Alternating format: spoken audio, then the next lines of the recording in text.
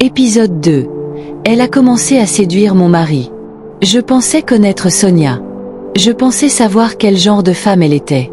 Mais aujourd'hui, quand je repense à tout ce qui s'est passé, je comprends que je n'avais rien vu. Ou peut-être que je ne voulais tout simplement pas voir. Parce que Daniel avait essayé de me prévenir. Plusieurs fois. Mais j'ai toujours pris la défense de Sonia. Et c'est probablement la plus grande erreur que j'ai faite dans mon mariage. Les regards que je n'ai pas compris. Après quelques semaines, Sonia venait à la maison presque tous les jours. Parfois même, elle arrivait avant que Daniel ne rentre du travail. Elle restait avec moi dans la cuisine pendant que je préparais le dîner. Mais dès que Daniel franchissait la porte, quelque chose changeait dans son comportement. Elle devenait soudainement plus joyeuse, plus expressive. Elle riait plus fort.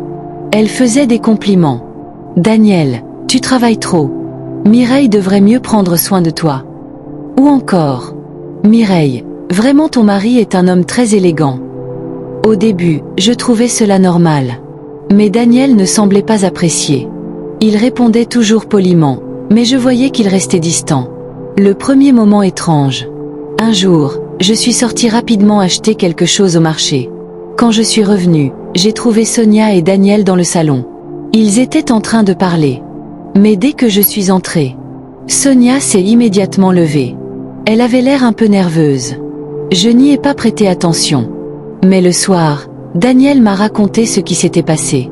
Il m'a dit que pendant mon absence, Sonia avait commencé à lui poser des questions très personnelles. Des questions sur notre mariage, sur notre relation, sur notre intimité. Quand il m'a raconté cela, je me suis mise à rire. « Daniel, tu exagères. Elle est juste curieuse. » Mais il m'a regardé sérieusement. « Non Mireille. Une femme mariée ne pose pas ce genre de questions au mari de son ami. » Je n'ai toujours pas voulu écouter. Le changement de stratégie. Quelques jours plus tard, Sonia a commencé à utiliser une autre méthode. Elle appelait Daniel par des petits noms. Au début, c'était léger. Daniel le sérieux. Monsieur le travailleur.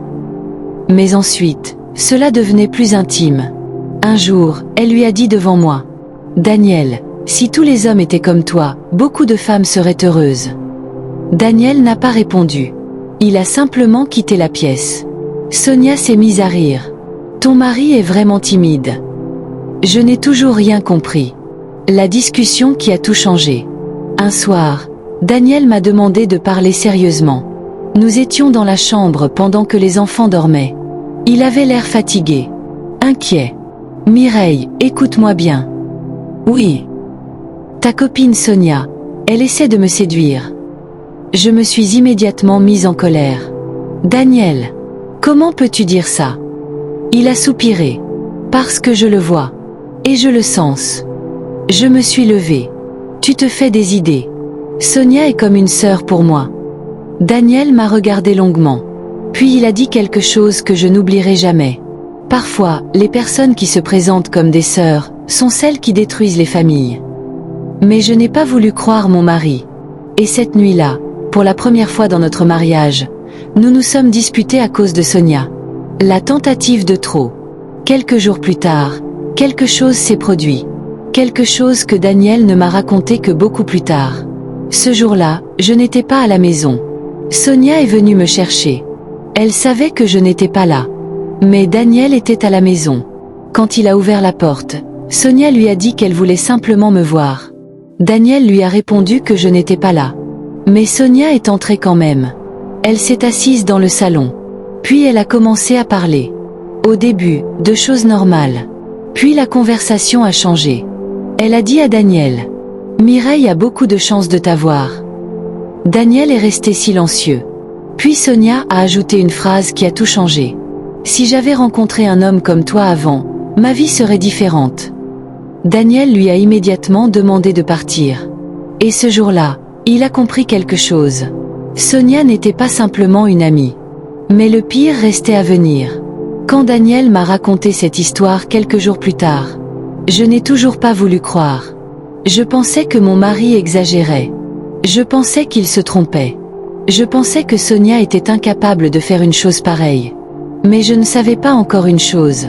Quand Sonia a compris que mon mari ne céderait jamais à ses avances, Elle a décidé de changer de plan. Et ce nouveau plan allait détruire mon mariage d'une manière encore plus terrible. À suivre dans l'épisode 3. Dans le prochain épisode, vous découvrirez comment Sonia a commencé à manipuler mon esprit, les conseils toxiques qu'elle m'a donnés, et le moment où, sans m'en rendre compte, j'ai commencé moi-même à détruire mon mariage. Abonnez-vous maintenant à Jimmy Résolution, le lieu de confession, pour ne pas manquer l'épisode 3. Dites-moi dans les commentaires si votre mari vous disait que votre meilleur ami essaie de le séduire. Est-ce que vous le croiriez? Bienvenue dans le lieu de confession, by Jimmy Résolution.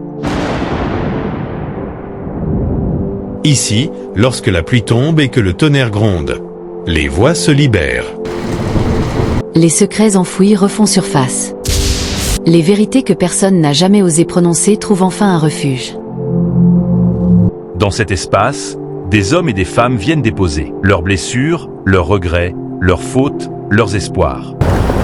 Des histoires d'amour, de trahison, de miracles, mais aussi des douleurs silencieuses que personne ne voit. Ici, rien n'est inventé. Chaque mot est réel, chaque émotion est vraie, chaque confession est un morceau de vie livré en toute discrétion. Abonnez-vous maintenant, invitez vos amis à nous rejoindre. Et si vous avez une histoire à partager, envoyez-la au numéro affiché à l'écran. Préparez-vous. Chaque jour, une nouvelle vérité se dévoile.